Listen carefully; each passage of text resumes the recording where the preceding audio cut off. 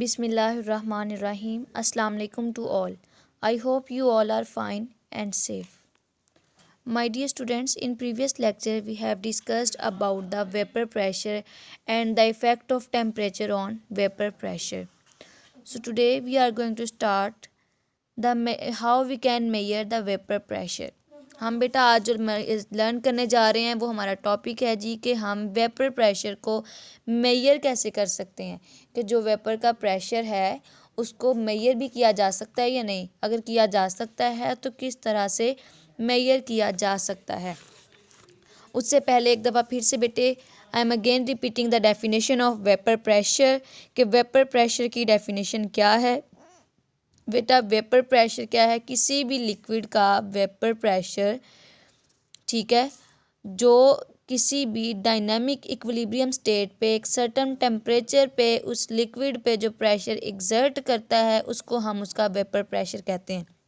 यानी the vapour pressure of a liquid is pressure, वो pressure है वेपर प्रेशर लिक्विड का जो कि वेपर्स एग्जर्ट करते हैं किसी भी लिक्विड पे, ठीक है, उसकी इक्विलिब्रियम या डायनेमिक स्टेट पे, ठीक है, एक सर्टेन टेम्परेचर पे, एक सर्टेन टेम्परेचर पे किसी भी लिक्विड के वेपर्स जो प्रेशर उस लिक्विड पे एग्जर्ट करते हैं उसको हम उसका वेपर प्रेशर कहते हैं। सो बेटे हमने देखना है कि how we can measure the vapour pressure, vapour pressure को कैसे मेजर कर सकते हैं हम।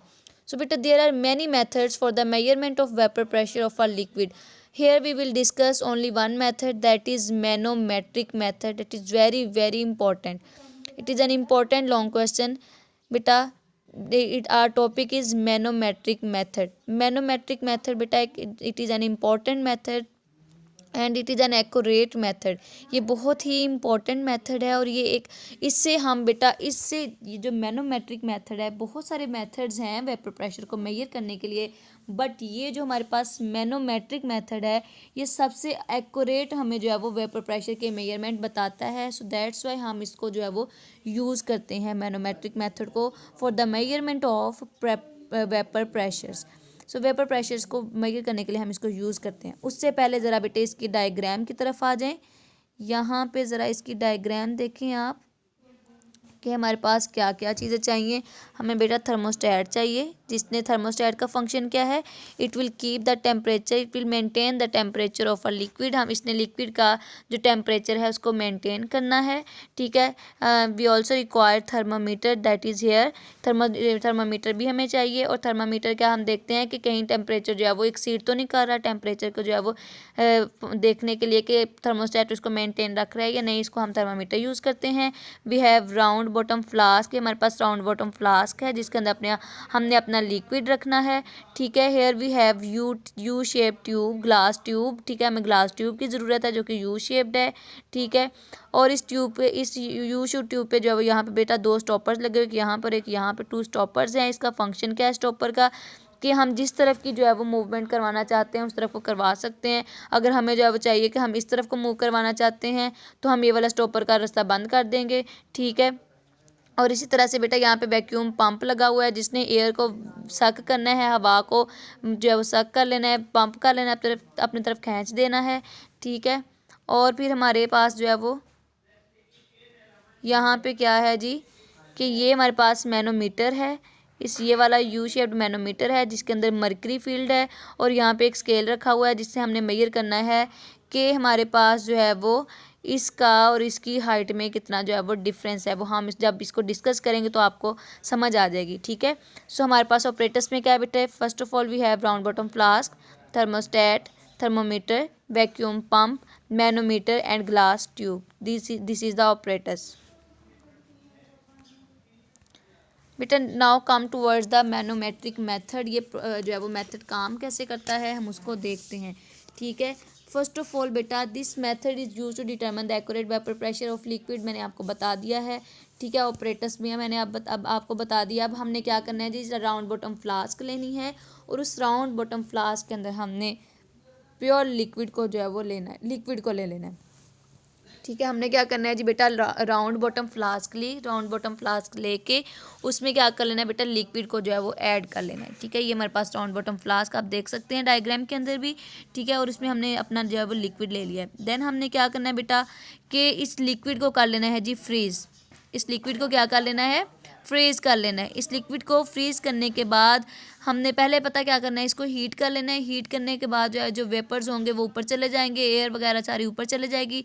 ठीक है, अगर डायग्राम की तरफ देखते जाएं साथ साथ जो है वो एयर जो है वो बेटा यहाँ पे कलेक्ट होना शुरू हो जाएगी इसलिए सरफेस के ऊपर। नीचे जो लिक्विड है उसको हमने क्या कर लेना है, फ्रीज कर लेना है। लिक्विड को जब हम फ्रीज कर लेंगे फिर उसके बाद क्या होगा कि ये जो एयर होगी ये वाला उसको एयर को हमने जो है वो एक इवैक्यूएट कर लेना है, वहाँ से सेपरेट आउट कर लेना है। इवैक्यूएट या सेपरेट आउट हम कैसे करेंगे बेटा कि इस वाले स्टॉपर को हमने बंद कर लेना है। ठीक है, ताकि एयर जो है वो इस तरफ को ना जाए। जस्ट यहाँ से वैक्यूम पंप उसको एयर को अपनी तरफ इवैक्यूएट करे, सक कर वहाँ से एयर को जो है वो निकाल दे। और वैक्यूम पंप का ये वाला स्टॉपर आप ओपन कर देंगे और यहाँ पे जितनी भी एयर होगी वो सारी की सारी जो है वो क्या हो जाएगी, वैक्यूम पंप उसको खींच लेगा और सारी की सारी एयर जो है वहाँ से निकल जाएगी। बेटा अगर फर्स्ट टाइम में जो है वो सारी एयर नहीं निकली तो हम अगेन यही प्रोसेस करेंगे, हम थोड़ा सा लिक्विड को हीट करेंगे ताकि जो है वो जो वेपर्स हैं वो फिर से एयर हवा वगैरह जो फिर से जो है वो राउंड बॉटम फ्लास्क की जो है वो ऊपर वाली सरफेस पे चली जाए। फिर हम उसको नीचे वाली लिक्विड को फ्रीज़ करेंगे और फिर से वही प्रोसेस रिपीट करेंगे कि वैक्यूम पंप से जो है उसको हम क्या करेंगे, एयर को निकाल लेंगे। और ये प्रोसेस हमने तब तक बार बार करते जाना है जब तक हमारे पास बिल्कुल प्योर लिक्विड नहीं रह जाता। ठीक है, उसमें एक एक 1% भी जो है वो एयर की इम्प्योरिटी नहीं होनी चाहिए क्योंकि हमने जो है वेपर प्रेशर फाइंड आउट करना है लिक्विड का। सो उसमें जो है वो अगर हमारे पास जो है इम्प्योरिटी होगी, एयर होगी, तो हमारे पास एक्यूरेट वैल्यू नहीं आएगी। सो ये मेथड जो है हमने बार बार रिपीट करना है सो दैट्स कि हम जो है वो प्योर लिक्विड हमारे पास आ जाए। ठीक है, अब हमारे पास प्योर लिक्विड आ गया, बार बार हमने ये मेथड कर लिया, बार बार फ्रीज़ किया, बार बार उसको हीट करके सारी एयर को निकाल लिया। अब हमने क्या करना है बेटा, अब हमने एक टेम्परेचर सेट कर देना है, उस टेम्परेचर पे सेट कर देना है और उस टेम्परेचर को थर्मामीटर ने मेजर करना है और थर्मास्टेट ने जो है वो उस थर्मोस्टेट ने इसको क्या करना है, मेंटेन रखना है। अब क्या होगा कि ये जो लिक्विड है इसको जब हीट टेम्परेचर सेट कर दिया तो लिक्विड ने यहाँ से जो फ्रोजन लिक्विड था वो मेल्ट होकर क्या हो जाएगा, इस जो है वो फ्लास्क से निकल के क्या हो जाएगा, इस तरफ जो है वो जाना शुरू हो जाएगा। ठीक है, और यहाँ से निकल कर जो सारा वो इधर जाना शुरू हो जाएगा और यहाँ पर आकर ये जो मरकरी का ये वाला लेवल है, ये जो ब्लैक वाला और ये वाला, इसके ऊपर आकर उसने जो है वो यहाँ पे स्टिक कर जाना है और यहाँ पे आकर लगाना है उसने प्रेशर। मरकरी के ही सैंड पे आकर लगाना है उसने प्रेशर। ठीक है, मरकरी के ही सैंड पर उसने आके क्या करना है जी, प्रेशर लगाना है। ठीक है बेटा, ये हमारे पास मरकरी है, मरकरी का यहाँ से मरकरी शुरू होता है। ठीक है, यहाँ से आपके पास ये मरकरी जो है वो उसका स्टार्ट होता है और यहाँ पर ख़त्म होता है। एक पॉइंट जो है उसके साथ आकर वो लिक्विड ने अटैच हो जाना है, दूसरा पॉइंट जो है वो एयर के साथ डायरेक्टली अटैच है और यहाँ पे एटमॉस्फेरिक प्रेशर जो है वो 1 atm है। ठीक है, यहाँ पे एटमॉस्फेरिक प्रेशर क्या है, 1 atm है। ठीक है, और ये जो है वो मरकरी का दूसरा एंड जो है वो इस एटमॉस्फेरिक प्रेशर के साथ जो है वो अटैच है। अब क्या होना है बेटा, जैसे ही यहाँ से लिक्विड जो है वो इस तरफ जाना शुरू होगा उसने मरकरी के मैनोमीटर में जाना शुरू होगा। मैनोमीटर में जैसे ही जाएगा तो उसने मरकरी के इस एंड पे जाके एक प्रेशर एक्सर्ट करना है और उस प्रेशर की वजह से क्या होगा बेटे, ये स्केल मैं बताती हूँ कि इसलिए ये प्रेशर की वजह से क्या होगा कि मरकरी का ये जो वॉल्यूम यहाँ से सप्रेस होकर जो है वो इसका जो वॉल्यूम है वो इस तरफ को ज़्यादा हो जाएगा। ठीक है, और फिर यहाँ पे हमारे पास जो इसके और इसकी हाइट के दरमियान जो डिफरेंस आ जाएगा उसको हमने इस स्केल से फाइंड आउट कर लेना है और वही डिफरेंस हमारे पास क्या होगा, वेपर प्रेशर होगा। ठीक है, सो बेटा ये जो है वो हमारा एक इजी सा प्रोसेस था, आप इसको जो है वो अच्छे से अंडरस्टैंड कर लीजिएगा।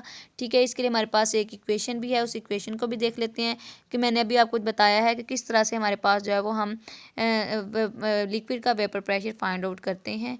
ठीक है, और ये जो स्केल है वो डेल्टा एच जो है वो हाइट मेजर करता है जिसमें हमें पता चलता है कि कितना जो है वो प्रेशर एग्जर्ट हुआ है और कितना मरकरी जो है वो एक साइड से सप्रेस और दूसरी साइड से जो है वो राइज अप हुआ है। ठीक है, और उन दोनों की हाइट के दरमियान हम डिफरेंस फाइंड आउट कर लेते हैं, डैट इज़ डेल्टा एच। ठीक है, और हम फिर इस तरह से जो है वो pressure of liquid, vapour pressure of liquid find out कर सकते हैं। ठीक है, उसके लिए बेटे हमारे पास इक्वेशन है, तो देखिए बेटा, P is the pressure of P is the vapour pressure of a liquid at 1 atmospheric pressure. ठीक है, और PA is the atmospheric pressure. Here you can see ये वाला जो P है बेटा, it is the vapour pressure for liquid at 1 atm, and here PA is the atmospheric pressure, and delta H is the difference between the heights of a mercury level in to limbs हैं बेटे इसके mercury के, ठीक है। To limbs हैं mercury के, हम देख लेते हैं टू। एक ये वाला लिम्ब है बेटे, ठीक है, और एक ये वाला लिम्ब है। ये जहाँ पे पॉइंट ब्लैक शुरू होता है, ये जहाँ पे पॉइंट है वो ब्लैक ख़त्म होता है, तो ये टू लिम्स हैं बेटे, टू लिम्स, ठीक है। सो हमारे पास क्या है कि इनके दरमियान height, the difference in the height of mercury levels in to limbs of the manometer giving the vapour pressure of a liquid. So here is the equation to measure the vapor pressure. So beta, this is about the measurement of vapor pressure by using manometric method, that is most important method. Okay beta, it's about today. I hope you understand it well. Allah Hafiz.